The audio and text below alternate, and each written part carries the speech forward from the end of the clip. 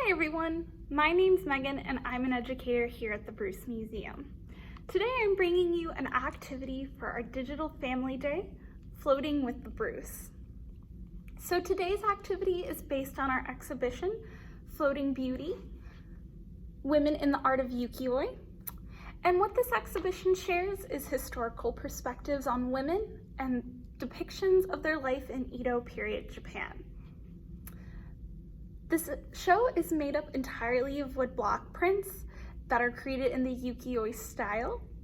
And in this exhibition, it highlights particularly females throughout literature, kabuki theater, and poetry. It also shows the different types of life for the courtesans in the Yoshiwara, wives and mothers and their everyday tasks, and gives you insight into women in the pre-modern Japan. Additionally, this exhibition highlights all different types of things as well, such as kabuki theater, travel and art, and samurais, among many other things. And today I'm going to be focusing on an activity of making your own woodblock print. Now, you won't be using woodblock at home to make this craft, but I thought it would be important to highlight the inspiration for this activity and go over how they made woodblock prints in Edo, Japan.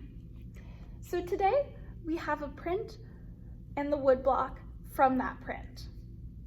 So when the Japanese would make their artwork in Edo, Japan, they would first start out with a piece of cherry wood, like the piece we see here. Then it would also start with the artist. So when making a woodblock print, there were 4 individuals involved in creating that print. The first would be the artist, who would take a sheet of paper and sketch out their original illustration in their mind. What that illustration would look like would just be the outline. Then that piece of paper and artwork would go to the engraver, which is the second person involved.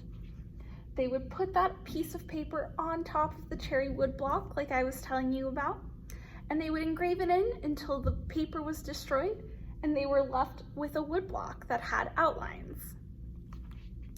What was created was called the key block, and that key block was important because it would help them make test prints to make sure the wood block worked. It would help set lines for any additional colors, and that key block would also lay down all of the important outlines for that image you would see on a print.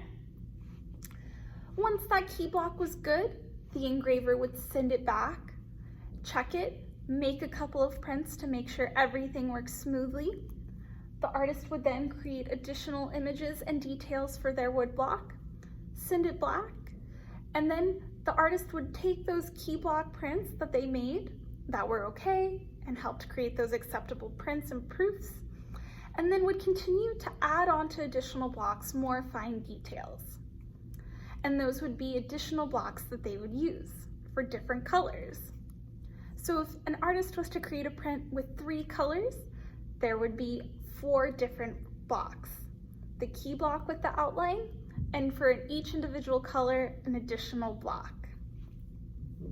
Once that was done and those blocks were approved, they would send all of them to an inker who would ink all the prints, and within each of those blocks that we carved, there would be keys to help that person putting the ink on the prints to know where to line them up, and they would make hundreds of prints. Once those prints were done, they'd be sent off to the 4th individual, which would be the publisher, and that would be the person who would promote, sell, and distribute, and make even more prints. So in our exhibition, there are many popular prints throughout Edo, Japan, particularly Hokusai's Great Wave, and that's a prime example of a print that was made several times and in different colors and versions. And the person that would have gotten those made would have been the publisher.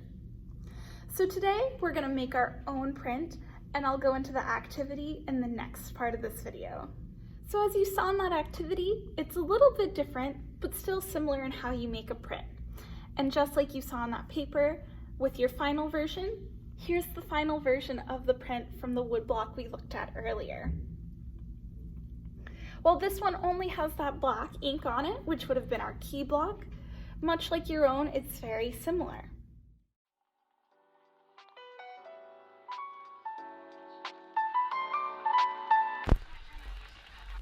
I love you.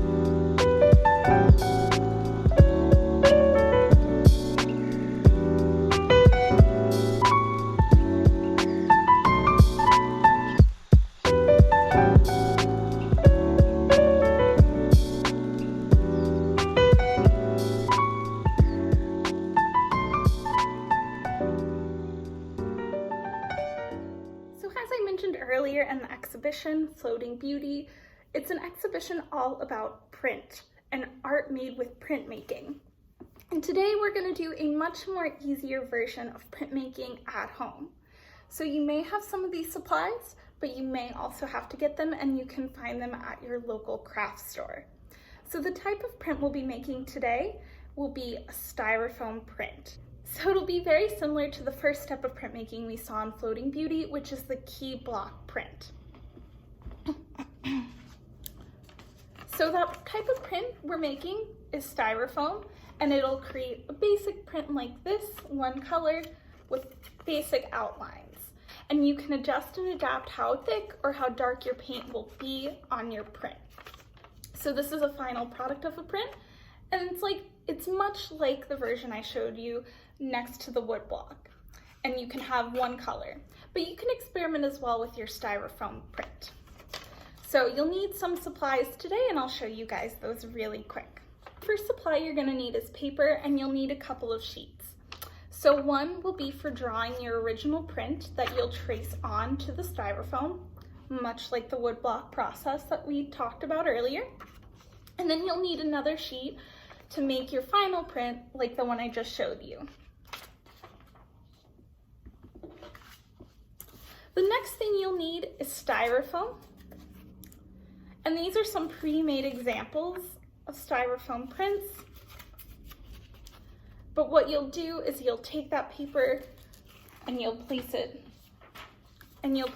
over the styrofoam and draw that print on. And to draw that print on, you'll need a pencil, and you want to make sure it's dull and not sharp. And part of that is so that those lines get in nice and deep in the styrofoam. Some of the next things you'll need is a plate of some sort. It can be acrylic like this, a paper plate at home, or if you have paper lining your table, you can even put it on there. A roller, which you will roll on here to get the ink. And then you will need ink, which is something you can pick up at any art store. So all of these supplies you can find at an art store at home near you, and you can use these to make your print. So like I mentioned, the step starts out, we first draw on paper our design. And here's my drawn example. Something really simple, just a smile, but you can do whatever you would like. Then the next step is we take our sheet that we've drawn, we place down a sheet of styrofoam, and we're going to trace that image onto this paper.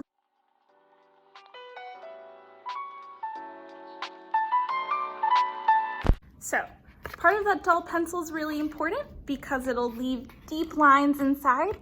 So as you can see, you can't really see mine, so I'm gonna go over them again, and I'll use the pencil on top this time.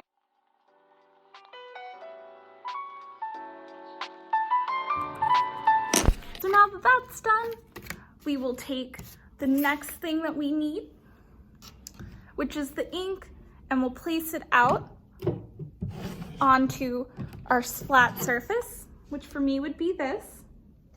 And you want to make sure, like I said, you have a covered table or something that you don't mind getting dirty, because the ink can get a little dirty, and also make sure that it's waterproof.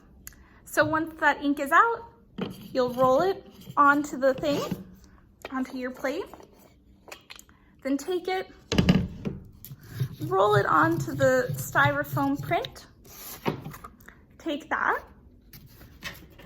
take your sheet of paper, place it down and press, press, press, and then you'll come up with this or something similar.